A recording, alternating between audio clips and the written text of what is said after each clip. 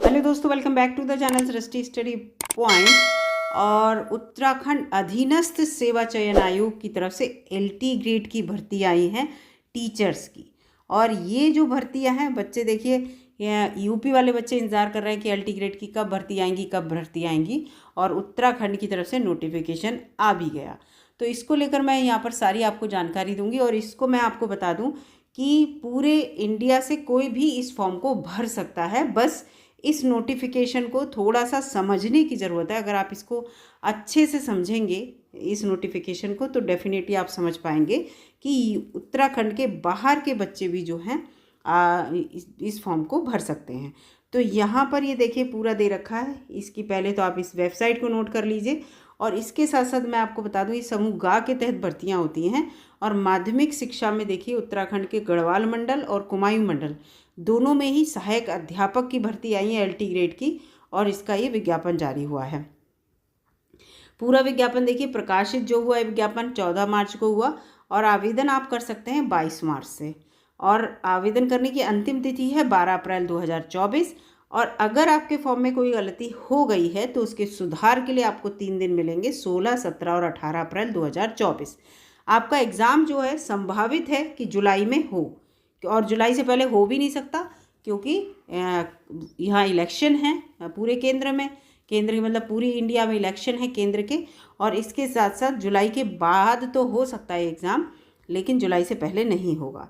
अब यहाँ पर मैं आपको कुल वैकेंसी बता देती हूँ। गढ़वाल मंडल में और कुमायूं मंडल दोनों में है। गढ़वाल मंडल में 786 वैकेंसी हैं।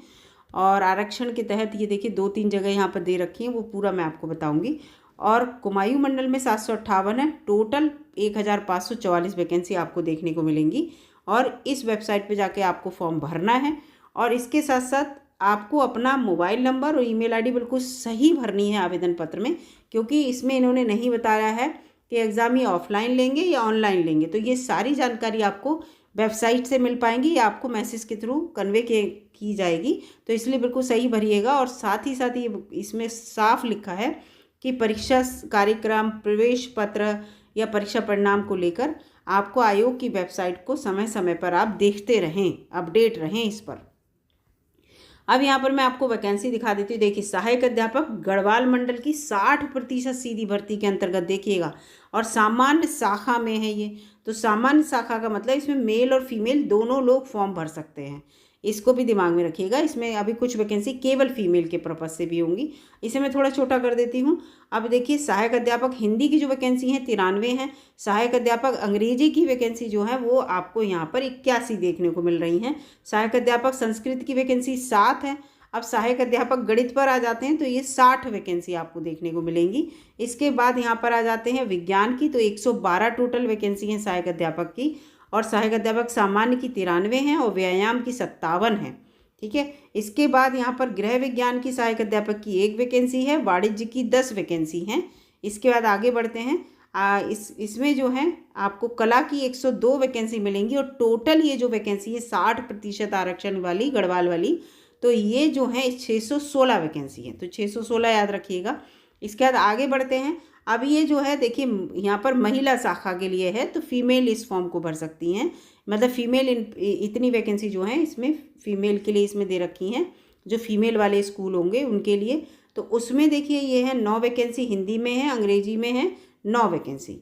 इसके बाद यहाँ पर ये आ जाते हैं, संस्कृत में है 1 वैकेंसी। और फिर गणित में है 5 वैकेंसी। और विज्ञान में है 8 वैकेंसी। सामान्य में है 13 वैकेंसी। और इसके साथ साथ व्यायाम में है 3 और 2 हैं गृह विज्ञान में। इसके बाद आगे बढ़ते हैं। इसमें देखिए 2 आपको दिख रही हैं संगीत में, और कला में है 5, 57। 616 में अगर आप 616 में 57 और जोड़ लीजिए तो ये हो गई यहाँ पर ये हो गई 673। अभी और रह गई हैं क्योंकि 700 कुछ है ना। तो यहाँ पर 673 के बाद अब देखिए, अब ये आ गया 10% सीधी भर्ती। वो 60% के तहत था, गढ़वाल का ही था। अब ये 30 सीधी भर्ती के अंतर्गत। अब इसमें देखिए सहायक अध्यापक हिंदी में 15 हैं और ये अंग्रेजी में 13 वैकेंसी हैं। ठीक है। अब यहाँ पर इसके बाद यहाँ आगे बढ़ते हैं। और ये देखिए 1 वैकेंसी है संस्कृत में, और गणित में है 10 वैकेंसी। अब इसके बाद 19 वैकेंसी विज्ञान में है। और इसके बाद 16 है सामान्य में, व्यायाम में 9 वैकेंसी हैं, और ये देखिए इसी में चल रही हैं अभी, सामान्य में ही 1 वैकेंसी वाणिज्य में है, और कला में है यहाँ पर 22 वैकेंसी, और तो टोटल ये हो गई 106 और जोड़ लीजिएगा उसमें, ठीक है, जो अभी हमने ऐड किया था। अब एलटी ग्रेड गढ़वाल में ही महिला के लिए 10% सीधी भर्ती को लेकर है ये। तो इसमें देखिए, इसमें हिंदी में एक है, एक ही अंग्रेजी में है, इनके अलग अलग तरह से भर्ती हैं पूरी। एक है इसमें सहायक अध्यापक गणित में, एक है विज्ञान में, 2 हैं इनके सामान्य में, और कला में है यहाँ 1 वैकेंसी, तो टोटल 7 होंगी। 7 ये भी जोड़ ली जाएंगी तो आपको वहाँ पूरा टोटल मिल जाएगा। अब आ गया कुमायूं का। कुमायूं का भी वही होगा, 60% सीधी भर्ती सामान्य शाखा के अंतर्गत। तो ये देखिए पूरी मैं आपको बता दूं कुमायूं में कितनी है। हिंदी की हैं 70 और अंग्रेजी की हैं 55। इसमें मेल और फीमेल दोनों भर सकते हैं, ठीक है, सामान्य शाखा के अंतर्गत। और संस्कृत की हैं 11 और 77 हैं यहाँ पर गणित में, ठीक है। इसके बाद आगे बढ़ते हैं। अब इसमें देखिए विज्ञान में है 79, ठीक है, 79, और सामान्य में है 99। इसके बाद आगे बढ़ते हैं। व्यायाम में 39 यानी कि 39, और गृह विज्ञान में है 1, और वाणिज्य में है यहाँ पर 3। इसके बाद आगे बढ़ते हैं। इसमें देखते हैं 3 आपको दिखेंगी संगीत में, और उर्दू में है 2। यहाँ पर उर्दू में 2 दिख रही हैं, और कला में सबसे ज़्यादा होती हैं हमेशा। कला में 122, तो 561 वैकेंसी आपको यहाँ पर देखने को मिल रही, टोटल सबको जोड़ने के बाद 561। अब महिला शाखा के अंतर्गत देखिए इसमें आ गई 60% सीधी भर्ती में महिला शाखा। अब यहाँ पर ये देखिए इसमें हिंदी में कितनी है, 11 हैं। अंग्रेजी में देख लेते हैं, अंग्रेजी में कितनी है, 10 हैं। इसके बाद यहाँ पर सहायक अध्यापक संस्कृत में 1 हैं, गणित में यहाँ पर 10 हैं। ये फीमेल भर सकती हैं केवल इस फॉर्म को, क्योंकि वो इस जगह के लिए इतनी वैकेंसी पे, क्योंकि कोई कॉलेज ऐसा होता है जिसमें केवल फीमेल पढ़ाती हैं। सहायक अध्यापक विज्ञान के अंतर्गत 17 हैं, सामान्य में 21 हैं। इसके बाद यहाँ पर व्यायाम वाली 8 हैं, गृह विज्ञान में 8 हैं। इसके बाद यहाँ पर संगीत के अंतर्गत जो केवल लड़कियों के स्कूल नहीं होते उनमें महिलाएं केवल रखी जाती हैं। कला की 9 है, 98 ये हैं, तो टोटल उनमें 98 और जोड़ ली जाएंगी। जहाँ केवल लड़कियों को पढ़ाया जाता है, फीमेल वाले स्कूल होते हैं, उनकी बात हो रही है, उनमें ये एलटी ग्रेड की 10%। अब 10% वाली आ गई।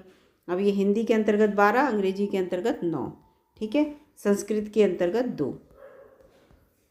इसके बाद आगे बढ़ते हैं। गणित में 13 और विज्ञान में 13, और इसके बाद यहाँ पर देखिए 16 हैं सामान्य में, व्यायाम में 6 हैं, वाणिज्य में 1 है।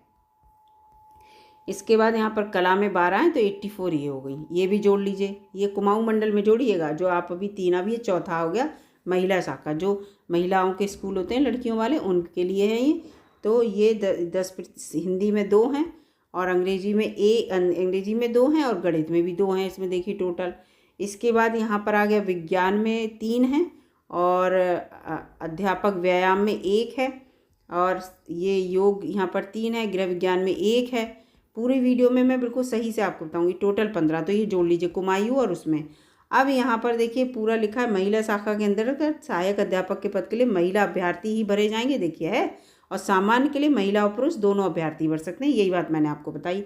जो ये वैकेंसी है सामान्य में महिला पुरुष दोनों भरेंगे, लेकिन महिला शाखा वाले में केवल फीमेल भरेंगे, क्योंकि ये जो बच्चियाँ जिस स्कूल में पढ़ती हैं और जहाँ केवल फीमेल ही पढ़ाती हैं, तो ये उसके लिए। आवेदन पत्र में अभ्यर्थियों को 60% शाखा, 60% महिला शाखा, विभागीय 10% सामान्य शाखा और विभागीय 10% महिला शाखा का अवसर पर ही चयन के लिए उपलब्ध होगा। गढ़वाल और कुमायूं के चयन का विकल्प और सामान्य व महिला शाखा के चयन का विकल्प अभिलेख सत्यापन के समय मेरिट के आधार पर आपको मिलेगा, आपकी मेरिट के अकॉर्डिंग आपको मिलेगा, ठीक है। सीधी भर्ती में 60% और विभागीय भर्ती में 10%।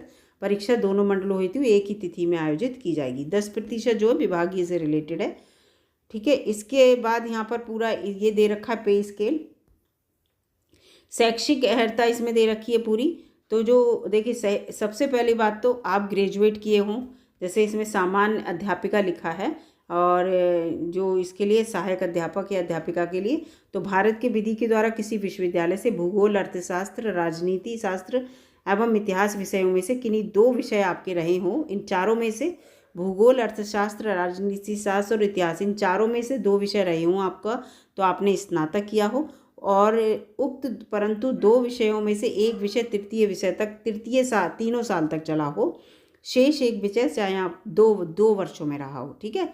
और फिर उसके बाद दूसरा है किसी राजकीय मान्यता प्राप्त के बीएड की उपाधि इसमें मांगी है या मांगी। देखो एनसीईआरटी के द्वारा 4 वर्षीय इंटीग्रेटेड जो कोर्स होता है, बीए ईडी भी होता है ना, बीएड जो है पहले 1 वर्ष 2 वर्ष इस तरह से 1 वर्ष करा, फिर 2 वर्ष करा, फिर 4 वर्ष में ग्रेजुएशन प्लस बीएड का हो गया। तो उसमें भी ये इन्होंने मांगा है, उसमें भी ये कहा है भूगोल, अर्थशास्त्र, नागरिक शास्त्र और इतिहास विषयों में किन्हीं 2 विषय आपने उसमें लिए हों, क्योंकि आपने ग्रेजुएशन भी साथ में किया है। तो या तो आप ग्रेजुएशन प्लस बीएड अलग अलग करके हों, चाहे या आपने ग्रेजुएशन और बीएड एक साथ किया हो 4 वर्ष का, दोनों ही लोग इस फॉर्म को भर सकते हैं, ठीक है। सहायक अध्यापक और सहायक अध्यापिका के लिए है। इसके बाद ये कौन सा है, ये सामान्य के लिए, नॉर्मल जो है। इसके बाद यहाँ पर गणित वालों के लिए क्या है, गणित के लिए वो है कि आपके पास गणित और भौतिक जरूर अनिवार्य रूप से रही हो, आपके लास्ट ईयर तृतीय वर्ष में गणित और भौतिक में से एक विषय जरूर रहा हो आपके पास, इस तरह से पूरा दे रखा है, और आपने बीएड कर रखा हो, या फिर वही 4 वर्ष वाला आपने बीएससी ऐड कर रखा हो, लेकिन उसमें आपको गणित और भौतिक के दोनों भौतिकी वाले विषय आपके पास रहे हों। अब विज्ञान में क्या है, विज्ञान में आपको जेडबीसी वाला हो जाएगा, रसायन विज्ञान और जंतु विज्ञान और वनस्पति विज्ञान, इन तीनों को मिलाकर आपने स्नातक किया हो और बीएड हो, और उसके बाद चाहे आपने बीएससी ऐड किया हो जिसमें जंतु विज्ञान, रसायन विज्ञान और वनस्पति विज्ञान विषय आपने लिए हों उसमें, ठीक है। अब हिंदी में क्या है, आपके पास हिंदी रही हो, हिंदी से आपने बीएड, हिंदी क्या हो, बीएड क्या हो, तो जिस संबंधित विषय से आप फॉर्म भरेंगे उस संबंधित विषय से आप ग्रेजुएट हों कुल मिला के, और उसके साथ साथ आपके लिए मतलब ग्रेजुएट हों और प्लस बीएड हों, तो ये है यहाँ पर। तो पूरा यहाँ पर ये क्राइटेरिया है जिससे भी आप फॉर्म भरेंगे। तो ये चीज़ यहाँ पर मैं आपको ये दिखा दे रही हूँ, और आप थोड़ा सा पॉज करके, और ये देखिए ये पूरा। फिर आपके लिए यहाँ पर सीटीईटी एक और इम्पॉर्टेंट बात हो गई कि सहायक अध्यापक के लिए आप भरना चाहते हैं तो आपने या तो उत्तराखंड की टेट किया हो जूनियर वाला, ठीक है, जूनियर वाला याद रखिएगा, जूनियर वाला आपने उत्तराखंड का टेट किया हो, या जूनियर वाला सीटीईटी क्वालिफाई किया हो, तो आप इस फॉर्म को भर सकते हैं। तो इसका मतलब सीटीईटी कौन, ऑल ओवर द इंडिया हर बच्चा फॉर्म भरता है, तो सीटीईटी। तो इस चीज़ को अभी एक बात और भी बताऊंगी। और फिर आपके लिए कहा गया कितने नंबर ज़रूरी हैं। अब जब उत्तराखंड से बाहर के होंगे तो आरक्षण में आप सामान्य में आएंगे, तो सामान्य में आप दिमाग रखिए कि 90 नंबर आपके होने चाहिए। आरक्षण के अंतर्गत इन्होंने ये सब दे रखा है कि आरक्षण जो है किस हिसाब से आपको आरक्षण के अनुसार आपके सीटीईटी में या यूटीईटी में कितने नंबर होने चाहिए। जैसे ये अनुसूचित जाति है, उत्तराखंड का लिखा है, देखो महिला है 60%, है ना, और ये 60% नहीं 60 नंबर हों, 150 में से अगर 60 नंबर है तो भी पास मानी जाएगी। ये 75 नंबर है, ये 60। लेकिन सामान्य वाले में इन्होंने क्या किया है कि 90 नंबर होने चाहिए, और अन्य जो भी हैं उनके भी 90 होने चाहिए, और अनाथ के भी 90 होने चाहिए, जबकि भूतपूर्व सैनिक, स्वयंसेवक संघ वाले और उसके दिव्यांग के लिए 75 अंक होंगे 150 में से, तो ये पास माने जाएंगे, इस फॉर्म को भर सकते हैं। लेकिन अगर आप उत्तराखंड से बाहर के हैं तो आपके सीटीईटी में 90 नंबर होना चाहिए 150 में से, ठीक है, ये चीज़ दिमाग में रखिएगा। पूरा एग्ज़ाम कैसा होगा वो तो मैं आपको बाद में बता दूंगी कि एग्ज़ाम में क्या क्या पूछा जाएगा, कितने अंक का एग्ज़ाम होगा। और क्योंकि आपकी एक ही लिखित परीक्षा होगी, उसमें 2 तरह के क्वेश्चन पूछे जाएंगे। और ये देखिए आयु सीमा जो है उसकी गणना 1 जुलाई 2024 से की जाएगी, और आप 21 से 42 वर्ष 21 साल से कम और 42 वर्ष से अधिक के ना हो, इसमें आयु सीमा दे रखी है पूरी। और जबकि छूट मिलेगी कहाँ, उत्तराखंड वालों को ही मिलेगी, जो उनकी आयु सीमा के अकॉर्डिंग उन्हें छूट दी गई है। अब आवेदन के लिए पात्रता क्या है, देखिए ये सबसे इम्पॉर्टेंट है, यहाँ पर बच्चा कन्फ्यूज़ हो रहा है। तो यहाँ पर देखिए उत्तराखंड लोक सेवा आयोग की परिधि में समूह ग की जो भी परिधि के बाहर, यानी कि यूके पीएससी के बाहर जितनी भी भर्तियाँ होती हैं ये, है ना, तो उसमें जो है ये अपना जो अनिवार्य वांछनीय योग्यता इनमें से एक होनी चाहिए, एक क ख ग में से कोई एक आपके पास होनी चाहिए।